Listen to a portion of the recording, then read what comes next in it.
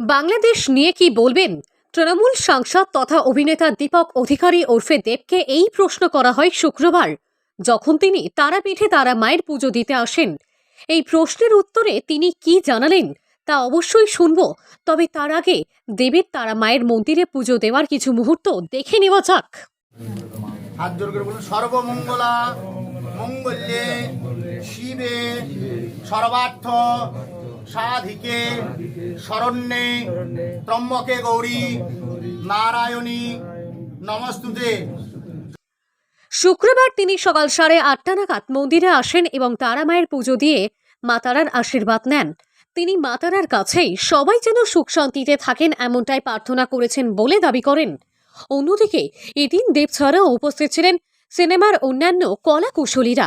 জানা যাচ্ছে দেব অভিনীত খাদান সিনেমাটি ডিসেম্বর মাসে মুক্তি পেতে চলেছে।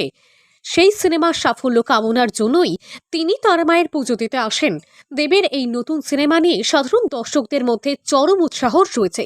আশা করা হচ্ছে সিনেমাটি বাংলা সিনেমা জগতে নতুন ফলক তৈরি করবে। আমরা সবাই ভালো থাকি, শান্তিতে থাকি, সেটা সবচেয়ে বেশি দরকার।